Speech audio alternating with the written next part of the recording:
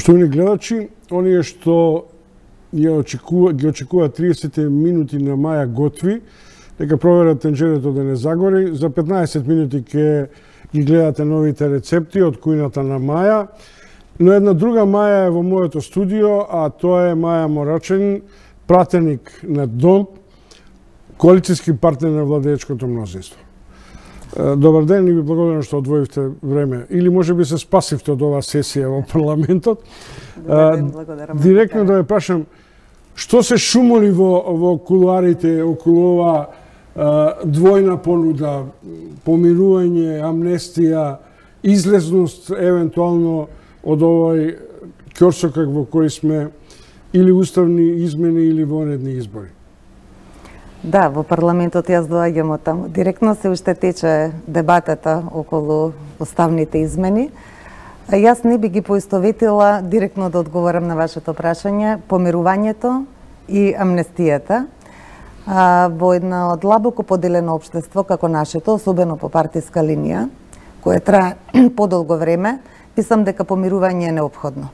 Затоа што ние сите мораме да покажеме единство, за да може државата и сите ние како граѓани да продолжиме напред кон оние идеали и кон она цел за која се стремиме. Истовремено, неопходно е да функционира правната држава. Значи, владење на право, неселективна правда, законите да важат подеднакво за сите. И јас би го рекол тоа, ама која би била понудата за пратениците и за членството на ВМРО ДПМН, ако се помириме, а нивни сопартици или нивни симпатизери или дел од граѓаните на 27-ми се уште се во пред судовите. Дали тоа би значило реална амнестија за нив? Јас сепак мислам дека судството е независна власт и ние тие процеси треба да ги оставиме на правосудниот систем. Она за што се залагавме, вистина да го покажеме, дека извршната, законодавната и судската власт си функционираат независно, без мешање една во друга. Тој дел е на правосудниот систем. Како чувствувате билото на пратениците од ВМРО ДПМН околу ова најнова понуда на Заев, борам на Заев, не на владата, околу евентуалното помирување? Дали во тоа се гледа една политичко-партиска замка дека Заев прави притисок врз ВМРО ДПМН и пратеничката група која ќе се најде во деликатна ситуација ако не ја прифати формулата на Заев за евентуално помирување и некаква амнестија, а истовремено жртви да бидат дел или изманипулирани дел од овие кои беа, да ги кажам со директниот збор, насилници, учесници во дерогирањето на институциите, во кои се вршеа и прилично жестоки напади врз животот на луѓето и пратениците. Да, јас бев една од пратеничките на 27 април, која што беше присутна таму и вистина нашите животи беа загрозени и чувството беше тоа, дека од таму живи нема да излеземе и тоа е вистина едно страшно чувство, но сепак ние, можам слободно да зборувам и во името на другите колешки и колеги од мнозинството, ги надминавме тие наши лични, можеби, емоционални доживувања и продолживме да работиме затоа што тоа ни е работа. Како пратеници, ние имаме одговорност за она зашто не бирале нашите гласачи, да го работиме онака најдобро како што знаеме во интерес на граѓаните. Така што мислам дека се покажа одговорноста на мнозинството во тој дел, дека тој настан што се случи во собранието, ние го надминавме и може би, да кажем, и еве еден вид на надминување на состојбата и подавање рака и помирувањето и ние веќе подолго од една година работиме во комисии, на пленарни седници со колегите и колешките од опозицијата, така што тоа е начинот. Ние сите како пратеници, избраници од народот, мора да покажеме одговорност. Истото се однесува и за ова прашање. Ова прашање, зборуваме сега околу уставните измени, ме прашувате, е од голема важност и за државата, и за граѓаните, за нашата иднина, и мислам дека тука е личната одговорност на секој од нас како пратеник да одлучи она што е во интерес и на државата и на граѓаните. Бидејќи ова не е гласање, па да ја штитам тајноста на вашиот глас, вие сте пратеници, како ќе гласате евентуално за уставните? Да, јас ќе ги поддржам, да, уставните. Тоа би било различно од вашиот лидер Лиле Поповска, на чија позиција би требало да ја наследите кон крајот на октомври? Не, не е различно, затоа што и пратеничката Поповска и јас ние гласавме во два наврати, нели, за ратификација на договорот со Грција, гласавме и за референдумот, гласавме и сега за дневниот ред, така што апсолутно и пратеничката Поповска ги поддржува уставните измени. Што значи промената? Замор на материјалот кај госпоѓата Поповска, обид да се ребрендирате и да се репозиционирате евентуално во овој биполарен свет кај македонскиот и албанскиот блок, во кој би барале некаква нова средна линија? Не.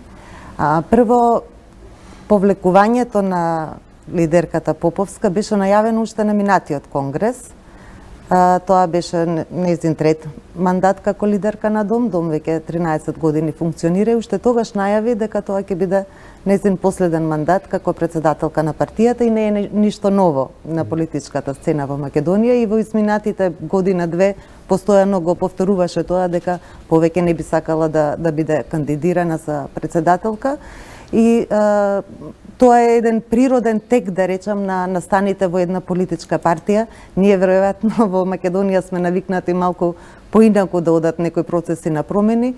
Кај нас тоа значи е процес кој што беше најавен и тече, партијата е спремна за тоа, така што околу тоа нема никаква дилема. Имате намера да се повлечете од владеечкото мнозинство при евентуално нови избори или ќе настапите самостојно? Ме прашувавте околу позиционирањето, да, тоа сакав да ви кажам. Значи, Дом е самостојна партија. Тоа е зелена партија со своја јасна зелена идеологија и зелени вредности за кои ние стоиме. И тоа е за нас првенствено што е важно. Како ќе настапуваме со кого во коалиција, тоа е нели избор на самата партија. Многу често за помалу бројните партии нели има квалификации дека мора да бидат со некој во коалиција и така дека немаат своја собствена идеологија. Апсолутно, и самиот изборен модел е отежнувачки за помалите партии, околу тоа се дискутираше, но секогаш имаме некои други актуелни политички ситуации, и она што беше најавено практично од Социјалдемократскиот сојуз на Македонија дека ќе се менува изборниот модел во насока на една изборна единица, не може да се реализира од други актуелни случувања. Но ние сме со Социјалдемократскиот сојуз на Македонија во коалиција. Тоа јасно го кажавме уште претходно, значи ние само за подсетување на гледачите и на јавноста, уште 2014 година практично Дом го започна своето излегување претходно од коалицијата со ВМРО-ДПМН, затоа што имаше незадоволство кај членството од она како се практицира власта, од она што беше договорено околу нашите програмски заложби, неисполнување на тој дел. И се разбира, после објавувањето на прислушкуваните материјали, веднаш после тоа Дом практично излезе од коалиција, кога беше едно време кога не се ни знаеше како ќе заврши целата таа ситуација и практично Дом беше единствената партија која напушти таа коалиција предводена од ВМРО-ДПМН, тогаш можеби, не знам, 16-17 партии. Ја сваќате дубиозата и ризикот под превезот на помирување и евентуално помилување да се доведеме во ситуација не само актерите на 27-ми, туку тој круг да се прошири и кон партиската елита која не доведе во овие искушенија на заробена држава, огромни финансиски криминали и така натаму на Груевски и неговата екипа. Јас само ќе го повторам ставот. Правна држава Македонија мора да биде.